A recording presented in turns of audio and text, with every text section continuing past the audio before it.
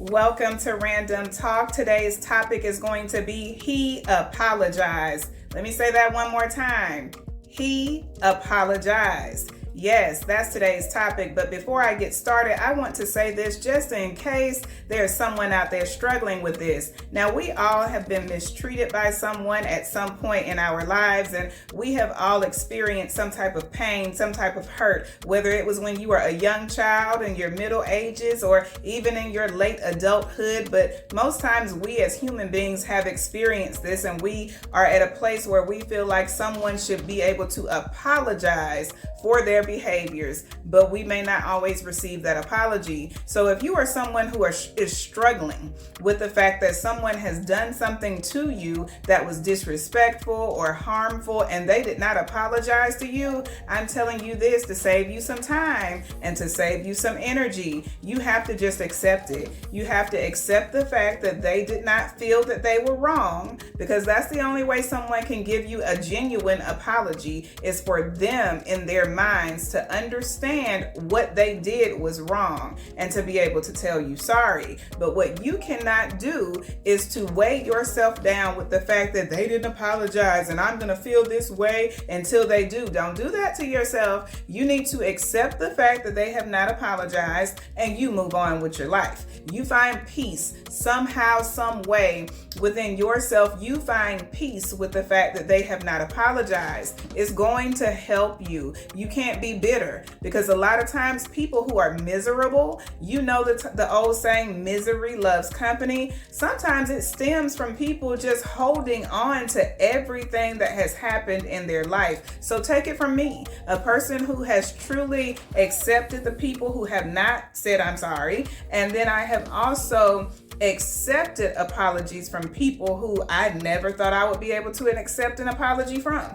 It's hard on both sides, but I just want to tell you to always be willing to accept what is the reality of a situation, so you're not walking around bitter about some things. Now, today's topic is a little tricky because I'm speaking in reference to my father when I said he apologized. Now, if you have been following along with me, you will know that my father is now deceased. He passed away about 2 years ago.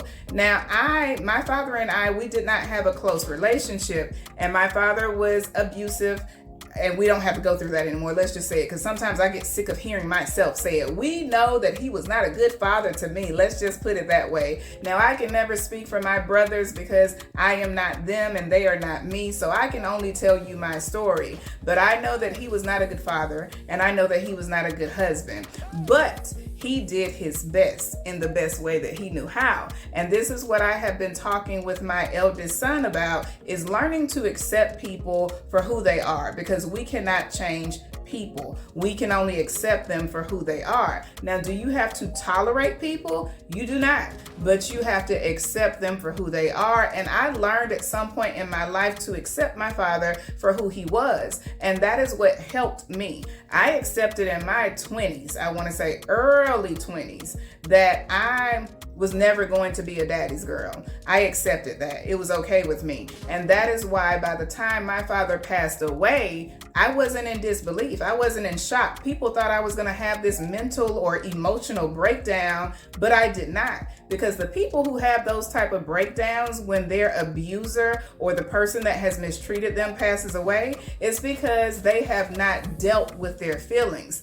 I am a very straightforward person, and I have looked that monster in the mirror. And what I mean by that, I mean every pain, every struggle, every hurt, anything that I had to struggle with emotionally and internally. You have to face that monster in the mirror, and I did that. I faced it. No matter how often I had to cry, no matter how often it made me sick to my stomach, I faced the monster in the mirror. And that's where it brought me to a place where I was okay with my father being who he was.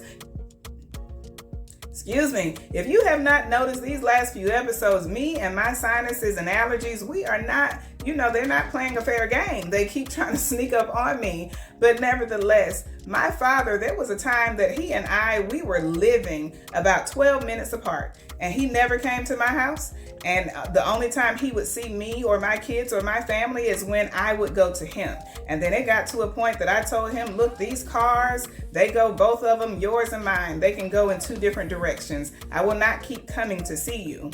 Now, the reason I said he apologized is because the type of person that I am, if I can say something bad about you or negative, whether it's the truth or not, I can still say something positive about you. And that is what I want you to understand about someone who has done you wrong. You don't have to be bitter. You don't have to just walk around and, oh, I just can't stand this person, and you just, everything you say is something negative. It doesn't have to be that way. And I think I confuse people when I'm talking about him, which is my father, is because I can give you the good and I can give you the bad. But how is that possible? It's because I accepted him for who he was. There were some things that he just did not know how to do, and I think that was loving. He didn't know what love looked like. And I came to a place that I realized that what he demonstrated in his mind was love. It was not love for us, but it was for him. But I want to say this, and I want to say it for the world to hear and for the world to understand, is that you can have an abuser, you can have someone who has mistreated you, you can have a spouse that cheated on you. I don't know what it is. Whatever it is that someone has done to you that has caused you to break down and almost lose your mind or cause you to cry day in and day out, whatever pain someone has caused you, it is a possibility for you to be able to not just hate the person.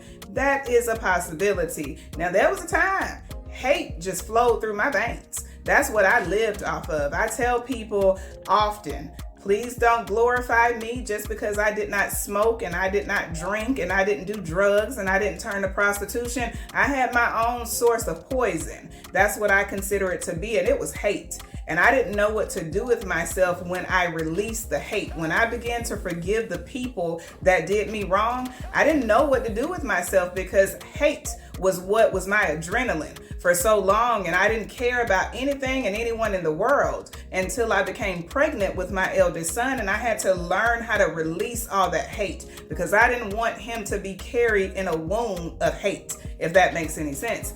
But I just want you to know, and I want people to know, that my father did many bad things, but he did a lot of good things too, because he was not a bad person. He was not a bad person. He was the type that he would try to help anyone. And I have told many people the one thing I took from him, and I took many things from him, but this is something I took from him. He always had a saying, is that I will help anyone who is willing to help themselves. So he would give me sidebar conversations. Now, I was never a daddy's girl, but I knew that he never wanted me to be a woman that had to depend on a man to do anything. So what I say that because every little sidebar, and when I say sidebar, it's like he never had full conversations with me, but whenever he decided to point something out to me, I knew it was what he wanted me to know as a woman and as a Black woman. And that is why I became such an independent woman, because he was teaching me what not to be as a woman. He didn't want me to be weak. He didn't want me to have to whine and cry and wait on a man. So that's why every time he was working on a car, this is when I say you take the good with the bad. It does not excuse his behaviors. It does not excuse the fact that he tried to take my life. It doesn't excuse the fact that he called me everything but the child of God. I get all the bad things, but I also want to do an episode of telling you the good things, because that's what we have to do in this world, and that's where it comes into acceptance. So I remember there were times he was the one to teach me how to wash a car because he loved his automobiles to be clean. He also taught me how to change a tire. So if he was working on a car, some girls were going to daddy-daughter dances, but my father had me standing in the driveway learning how to change the oil, how to change my tire, how to make myself be able to handle myself in situations. And so it's a wonderful feeling that if my tire goes flat and I can't call AAA, roadside assistance, I know how to do that thing myself. I know how to go take my car to the mechanic and tell them what I see feasible, what I know is wrong. I may not be able to work work on it, but I'm not crazy because I listened to everything that he taught me about cars, because he was a very multi-skilled man. He could do many things, not to have finished school. That is something else about him. He wasn't able to finish school because in his time of growing up, he was, I think, the sibling of 11 kids, maybe 12. I always forget. But with such a large family back in his day, he had to stop going to school in 8th grade to help with the family. But when you talk to the man, you would have never known that. And so that is where my business side came from. Now I have a double side of that because my mother's father on his side, so many successful entrepreneurs. But my father was always someone who wanted to make sure he had money in his pocket because of how he grew up. And so I picked up on a lot of his skills. So I hope that this message will help you to know that if I could endure the things that I endured from my father, and you still have not heard the half of it, but if I can endure so much from a man who tried to nearly take me out this world and still be able to say positive things about him, it is no reason for none of you to be able not to forgive a person, and then on top of that, not to be able to speak kind words about him. So I hope you can take that from this episode of Random Talk, that he did apologize, and I accept it way before. Find your peace before the apology. That way, when the apology comes, it's just like the icing on the cake. You don't have to wait to hear an apology to be able to live in peace. That's my random talk for you. Just make sure that you apologize to those that you have done wrong. And I want you to do what I always tell you to do, and that is love yourself as much as you deserve to be loved. And make sure you tune in for the next Random Talk.